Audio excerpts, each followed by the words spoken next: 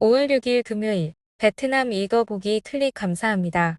출처 명시 팩트만 전해드릴게요.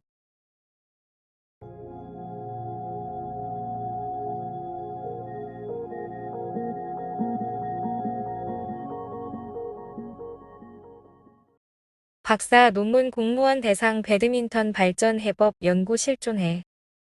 한 박사과정생이 스포츠과학연구소에서 설라시의 공무원 대상 배드민턴 발전을 주제로 교육학 박사 학위 논문을 성공적으로 디펜스했습니다.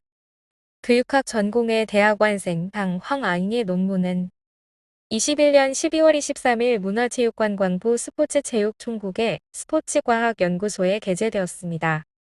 요약하면 설라시 공무원의 열악한 체력 보강을 위해 배드민턴을 장려하여 효과를 봤다는 내용입니다. 다만 SNS에 이런 내용이 알려지자 논문으로서 가치가 있는가, 교육학의 학생이 아닌 공무원이 무슨 관계인지 등이 지적받고 있습니다.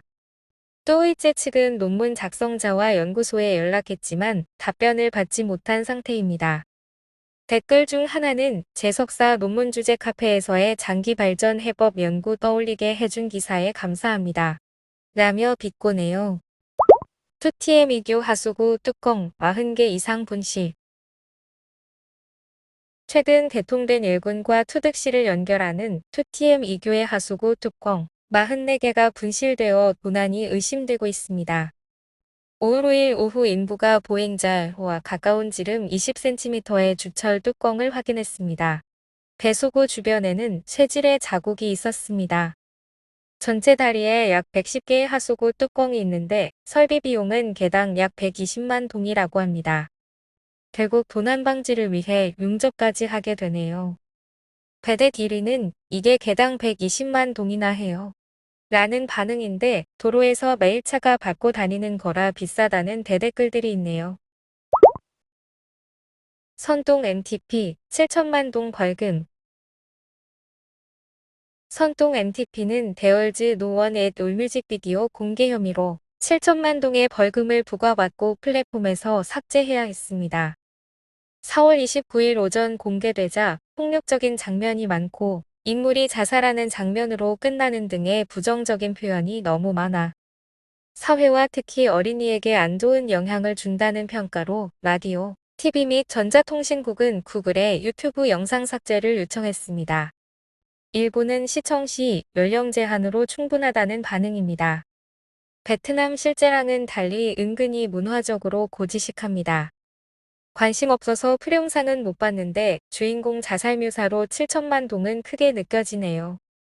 저도 어제 소소한 영상 삭제 조치 하나 받긴 했는데 유명인은 스케일이 다르군요. 배댓 1위는 선뚱이 왜 인기인지 모르겠다입니다. 여담으로 선뚱은 북부 타이빙성 출신인데 제가 타이빙 출신들에게 타이빙에 두 가지 특산물이 있는데 하나는 바인가이고 다른 하나는 선뚱 MTP 맞지? 라고 말하면 100% 좋아합니다. 교통경찰국 주민 제공 영상 위반 차량 벌금 근거돼. 교통경찰국 임원에 따르면 블랙박스 등 개인 제공 영상을 교통위반 차량의 벌금 근거로 사용할 수 있습니다. 5월 6일 오전 도로교통질서 및 안전법 프로젝트에 대한 온라인 질의응답에서 이와 같이 밝혔습니다. 공안부는 브나이드 앱으로 주민이 보낸 영상 등을 받아 확인한 후 벌금 부과 근거로 사용할 수 있다고 합니다. 그러나 이 제안은 대중 사이에서 논란이 되고 있습니다. 이미 한국에선 스마트 국민제보라고 해서 해당 제도가 있는데 베트남 교통 문화도 더 좋아지려면 이런 게 필요하지 않을까 싶네요. 메이드인 빈즈엉성 기록된 스위스의 가짜 몰누피라비르 치료제 사건 확인. 이전 5월 5일 저녁 보건부 의약품관리국은 스위스에서 제조지의 브랜드상 날인이 없는 베트남어로 된 가짜 몰누피라비르가 발견된 건 관련하여 경고를 보냈습니다. WHO 본부가 WHO 베트남을 통해 정보를 보냈다고 합니다.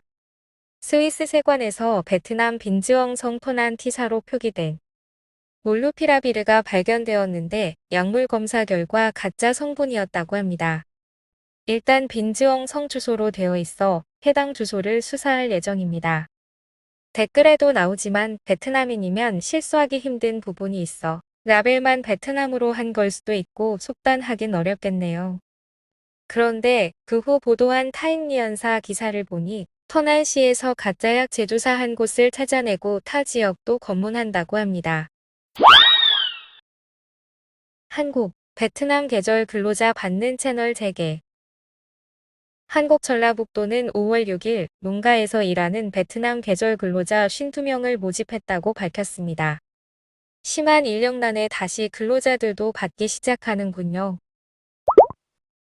한국 정부는 일상 회복과 지역 경제 활성화를 위해 외국인 무비자 입국을 다음 달부터 확대합니다. 우선 대상은 제주와 양양공항입니다. 제주는 외국인이 비자 없이 30일간 제주도 내에서 머물 수 있는데 일본, 홍콩 등 무비자 협정이 상호 중단된 10개국과 테러 지원국을 포함한 24개국은 여전히 제외됩니다. 강원도 지정 여행사를 통해 베트남, 필리핀, 인도네시아, 몽골에서 오는 5명 이상 단체 관광객은 양양공항을 통할 경우 15일간 비자 없이 머물 수 있습니다. 한국도 서서히 개방되어 가고 있습니다. 아직 항편을 조정하는 방식으로 코로나19 이전 같지는 않지만 정상화가 진행 중이네요. 오늘의 뉴스는 여기까지입니다. 건강하시고 구독과 좋아요는 사랑입니다.